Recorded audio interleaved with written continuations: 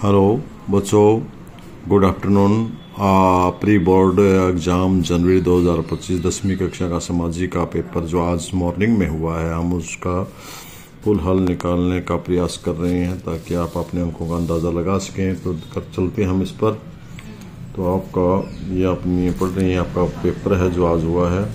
इसमें सबसे पहला प्रश्न है, कामागाटा मारू क्या था? ये एक समुद्री जहाज था।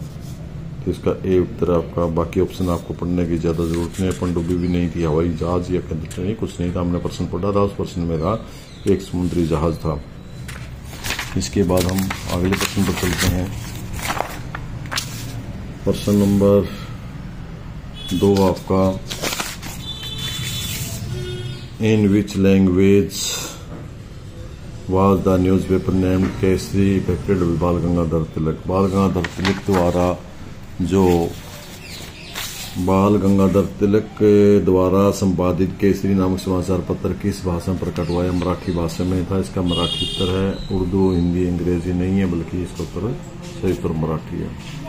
इसके बाद जो आपका अगला क्वेश्चन है, तीसरा, गायत्री मंत्र किस वेद से संबंधित है? गायत्री मंत्र ऋग्वेद से। इसका ए ही उत्तर सही है। आपका पहला उत्तर नहीं सही है इसका। इसके बाद आपका अकॉर्डिंग टू 2011 की जनगणना अनुसार भारत में हिंदू जनसंख्या कितनी थी? 79.8% थी। ये उत्तर आपका ठीक है। क्वेश्चन किताब पढ़ाते समय आपको पढ़ाया गया था। अब आपका है, निम्नलिखित में से कौन सा औपचारिक स्रोत नहीं? सहकारी समितियां, ये तो औपचारिक का है। बैंक भी औपचारिक का है, साहूकार नहीं है। तो आपका इसका उत्तर ये सही है। इसके बाद आपका, सरकार द्वारा रुकावट को दूर करने की प्रक्रिया को किस नाम से जाना जाता है? एलपीजी की 3 नीतियां थी, उनमें से वैश्वीकरण नहीं है, निजीकरण नहीं है, उदारीकरण है। इसको हम रुकावट को दूर करने का, निजीकरण तो नहीं है, बाकी निष्पक्ष तो आया ही नहीं है। एलपीजी की 3 नीतियों में उसमें उदारीकरण है। गुजरात में भूमि विनाश का क्या कारण है? खनन भी है, अति पशुचारण भी है, वनों की कटाई भी है, मानवीय और प्राकृतिक दोनों ही कारण वहां की भूमि का विनाश का कारण है, इसलिए उपरोक्त सभी हैं। वो कौन सा उद्योग कच्चे माल के रूप में? बहुत आसान प्रश्न है, आपको बार बार करवाया जा रहा है। सीमेंट उद्योग में चूना का प्रयोग किया जाता है। इसके बाद आपका अगला प्रश्न है, निम्नलिखित में गोल्डन फाइबर किसे कहा जाता है? जूट, कपास, रेशम, उपरोक्त सभी। इसमें से 4 ऑप्शनों में से आपका 3 ऑप्शन आपके पास, तीनों में से आपका जूट इसका सही उत्तर है। जूट को गोल्डन फाइबर भी कहा जाता है। बेल्जियम की जनसंख्या का कितने प्रतिशत वोल्निया में रहता है? ये बार बार पढ़ चुके हैं हम। वहां पर 3 प्रकार 59% भाग है, वो अकेले वोल्निया क्षेत्र में ही बेल्जियम देश का रहता है। निम्नलिखित से कौन सा संघ सूची का विषय नहीं है? संचार है, रक्षा है, मुद्रा है, पुलिस नहीं है। तो पुलिस राज्य अनुसूची का है, संघ अनुसूची का नहीं है। वास्तविक विकेंद्रीकरण की दिशा में एक बहुत बड़ा कदम उठाया गया है। ये 1992 में उठाया गया था विकेंद्रीकरण, क्योंकि 1992 में पंचायती राज भी शुरू कर दिया था। स्थानीय सरकारें पहले से सिर्फ 1992 से पहले राज्य सरकार और केंद्र सरकार 2 ही थी, और 1992 में स्थानीय सरकारों का भी प्रचलन आ गया था। अगला है आपका प्रश्न, भारतीय समाज की संरचना किस प्रकार की है? भारतीय समाज की संरचना वो जटिल और विविधतापूर्ण है, क्योंकि इसमें भिन्न भिन्न प्रकार के धर्म, भिन्न भिन्न प्रकार की जातियां और संप्रदाय हैं। श्रीलंका की जनसंख्या किस सामाजिक समूह की हिस्सेदारी सबसे अधिक है? सहेली का 74% वहां सहेली है जो बौद्ध धर्म को मानती हैं। और इसके बाद जो आपका 16वां क्वेश्चन है,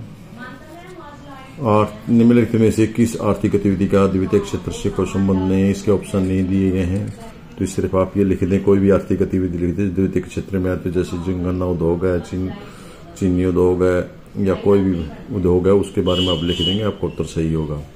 अंग्रेजों ने भारत में पश्चिमी संस्कृति 1835 में लागू की थी, और भारतीय जनता पार्टी का गठन 1980 में हुआ था। ये प्रश्न में लिखे जा रहा हूँ। 1917 मानव विकास सूचकांक 131 में था। 131 में नंबर पर मानव विकास के मामले में हमारा देश आ रहा था 1917 में। अब जो आपके पास हैं कुछ प्रश्न, वे पैरों में से प्रश्न पूछने हैं। पहला पैरा आपके पास ये, सॉरी उससे पहले आपको ट्रू हो रही है। आपके पास प्रश्न नंबर 19 दिया हुआ है। पहले आप देखिए, इसकी स्टेटमेंट पढ़िए। स्टेटमेंट दिया 19वीं शताब्दी में साम्राज्य विस्तार की अनुकूल परिस्थितियां मौजूद थी। बिल्कुल ठीक है। बड़े पैमाने पर उत्पादन वृद्धि हुई, गलत है। कच्चे माल की कमी नहीं, गलत है। माल बेचने के लिए बड़े बाजार की आवश्यकता थी, तो ये तो था, लेकिन ये दूसरा गलत हो गया और पहला ठीक हो गया, तो आपका बी उत्तर सही रहेगा। ए सत्य है लेकिन बी और गलत है आपका, ना इसकी व्याख्या कर रहा है ये। ओके,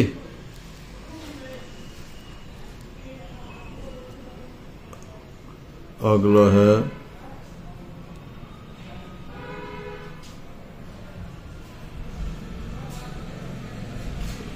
बीसवां प्रश्न।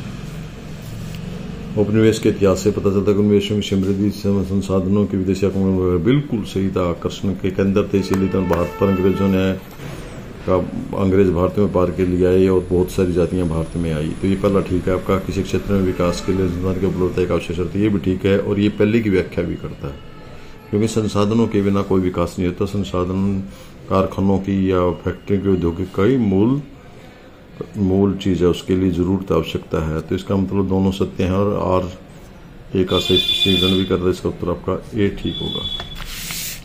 इसके बाद आगे हम चलते हैं अगले क्वेश्चन पर। सरस्वती सिंधु सभ्यता के दो व्यापारिक केंद्र लोथल और गुजरात है, जो व्यापारिक दृष्टि से बड़े तेज थे। जो लोथल है गुजरात में है और हड़प्पा है वो पाकिस्तान में, आज का जो पाकिस्तान है उसमें चला गया ये एरिया। तो हड़प्पा और लोथल दो जो सिंधु घाटी के केंद्र हैं, वे व्यापारिक केंद्र के रूप में प्रमुख थे। रोम को 7 पहाड़ियों का शहर क्यों कहा जाता है? बार बार पढ़ना हमने। ये रोम इटली की राजधानी है और यहाँ 7 पहाड़ियों पर बसा हुआ शहर होने के कारण इसे 7 पहाड़ियों का शहर कहा जाता है। खरीफ की मौसम की 4 फसलों, कोई भी 4 में बता सकते हैं, जैसे मैंने यहाँ बताया आपको 4: चावल, कपास, मक्का, मूंगफली।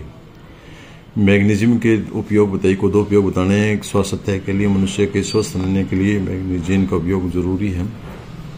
दूसरा, औद्योगिक उपयोग में और मिश्र धातुओं बनाने में इसका उपयोग किया जाता है। सतत विकास, धारणीय विकास का आपका क्या अभिप्राय है? 25वां प्रश्न आपका, भावी पीढ़ी और पर्यावरण को ध्यान में रखते हुए जो विकास किया जाता है वो सतत और धारणीय विकास कहलाता है। कि भावी पीढ़ी के लिए भी संसाधन बच जाए और पर्यावरण को कोई नुकसान न पहुंचाए, ऐसे विकास करने को हम धारणीय विकास कहते हैं। 26वां प्रश्न है, प्रश्न बेरोजगारी का है। जहां पर आवश्यकता से अधिक श्रम लगा होता है उसे प्रश्न बेरोजगारी कहते हैं। उदाहरण के लिए गांव में यदि किसी खेत में 3 आदमियों का काम और 5 आदमी उस घर के हैं तो 500 काम पर लगे हुए हैं, तो इसका मतलब वहां पर 2 आदमी छिपी बेरोजगारी है। देखने को तो मात्र 500 आदमी काम पर लगे हुए हैं, बट 3 आदमियों का काम होने के कारण 2 आदमी बेरोजगार हैं। इसे प्रश्न बेरोजगारी कहते हैं। एकात्मक सरकार क्या आती है? जिसमें सभी शासकीय शक्तियां केंद्र सरकार में समित होती हैं, केंद्रीय सरकार में निहित होती हैं, उसे एकात्मक सरकार कहते हैं। एक ही सरकार होती है। नारीवाद आंदोलन से आप क्या समझते हैं? नारीवाद आंदोलन से आप क्या समझते हैं? महिलाओं के अधिकारों और महिलाओं की समानता के लिए लड़ने वाले एक सामाजिक और राजनीतिक आंदोलन का नाम नारीवाद आंदोलन है। यानी महिलाओं के अधिकारों की रक्षा के लिए और पुरुषों के बराबर समानता दिलाने के लिए जो सामाजिक और राजनीतिक आंदोलन चलाया गया उसे हम नारीवाद आंदोलन कहते हैं। आपके केस स्टडी बेस्ड क्वेश्चन हैं, इनको देखिए आप हिंदी मीडियम के बच्चे, इसलिए मैं हिंदी का करा रहा हूँ, इंग्लिश का नहीं करा रहा हूँ। तो हिंदी में आप पैरा पढ़ेंगे, पहले पैरा पढ़िए फटाफट इसको। वैदिक दर्शन में मनुष्य जीव को आध्यात्मिक और पौष्टिक दृष्टि से उत्पन्न करने वाले के प्रमुख 4 पुरुषार्थ हैं। मोक्ष व्यवस्था है। इन पुरुषार्थों में मुख्य किसी भी संभावित गुणों को धर्म कहते हैं। जैसे अग्नि का धर्म है गर्मी तेज, विद्यार्थियों का धर्म पढ़ना, अध्यापक का धर्म पढ़ाना, राजा का धर्म प्रजा का पालन करना, रक्षा करना, तो सूर्य का धर्म है प्रकाश करना। इसी प्रकार का स्वाभाविक धर्म है। अतः धर्म का अर्थ है कर्तव्य बोध, मनुष्य नैतिक कर्तव्य है, उसका धर्म है। पहला है वैदिक दर्शन में पुरुषार्थ कितना उल्लेख कितना है? 4 है। मैंने अंडरलाइन भी किया है इसमें, आपको देखो 4 पुरुषार्थ हैं, धर्म, अर्थ, काम, मोक्ष। दूसरा विद्यार्थियों का धर्म क्या है? इसके पैर में आपका धर्म पढ़ना है। अध्यापक विद्यार्थियों का धर्म ये पढ़ना है, सिर्फ आपको पढ़ना, विद्यार्थी का धर्म पढ़ना है, ये लिख सकते हैं आप इसका उत्तर दे सकते हैं। इसके बाद अगला प्रश्न आपका, धर्म का क्या अर्थ है? कर्तव्य बोध। बिल्कुल यहाँ आपका लिखा हुआ है धर्म का अर्थ कर्तव्य बोध, साफ शब्दों में लिखा हुआ, तो कर्तव्य बोध है, आपने ये भी पता नहीं। इस बात से स्टडी के दूसरे पैर पर चलते हम। श्यामलाल के पास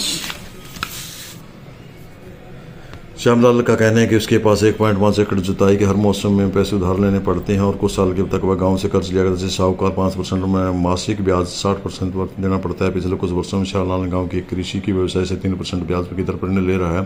जुताई के मौसम की शुरुआत में व्यवसायिक संबंधी जरूरत प्राप्त करता है। व्यापारी ऋण पर ब्याज के अलावा किसान से यह भी वादा लेता है कि वह अपनी फसलों से ही बेचेगा। इससे कारोबारी को भरोसा होता है कि उसका कर्ज समय पर चुका दिया जाएगा। फसल की कीमतें कटाई के समय तय होती है, इसलिए यह भारी मुनाफा कमाता है और कम कीमत पर फसल खरीदता है और फिर कीमत बढ़ने पर उस फसल को बेचता है। उस समय किसान खरीदने के व्यापारी को लाभ मिलता है। इस सस्ते में फसल खरीदता है और बाद में कीमत बढ़ने पर बेचता है। उपरोक्त पैरे में पहला प्रश्न, उपरोक्त पैरे में श्यामलाल किस स्रोत से ऋण लेता है? जैसे कि पहले पैरे में आया था साहूकार से लेता है।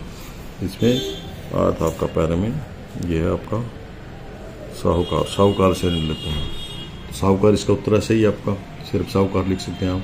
ऋण को अनौपचारिक स्रोत का कौन सा नकारात्मक पक्ष दिखाया गया? अधिक ब्याज लगाना।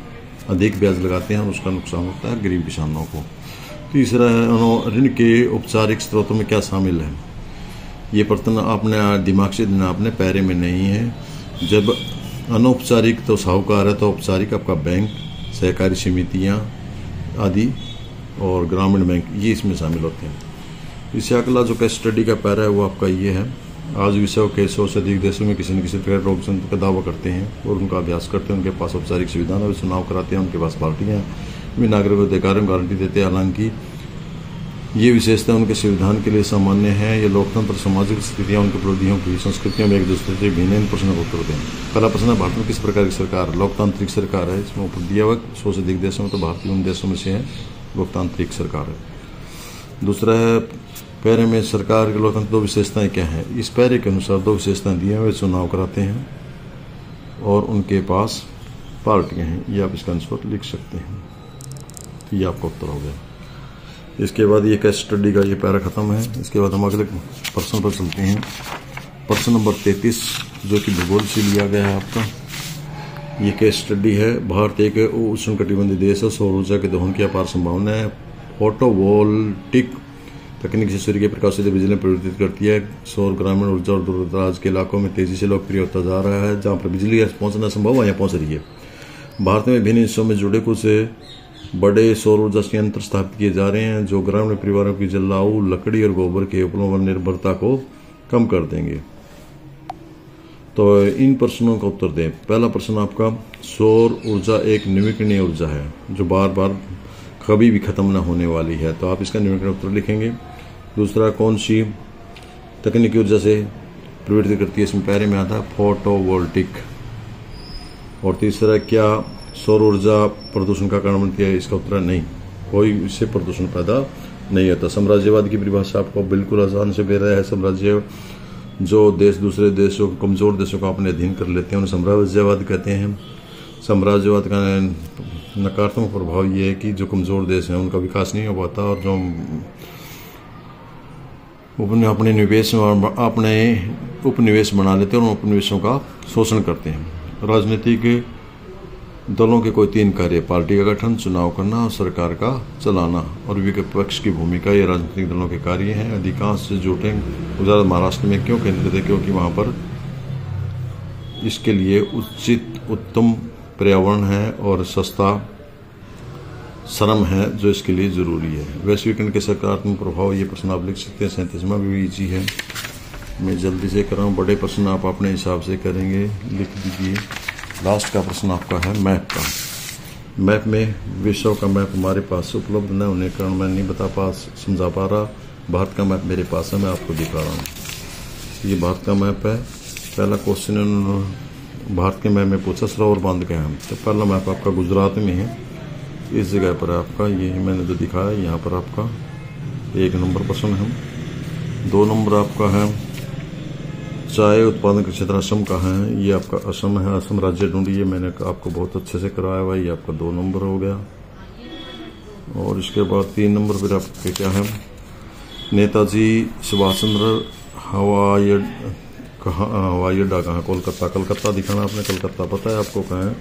ये कलकत्ता शहर है। कलकत्ता शहर में ये है आपका हवाई अड्डा। तो यहाँ पर आप इस कलकत्ता को यहाँ पर 3 में दर्शा सकते हैं। इस प्रकार आपका पूरा पेपर हुआ। मुझे उम्मीद है आपको अच्छा लगा होगा, कुछ आपकी हेल्प होगी। धन्यवाद, थैंक यू।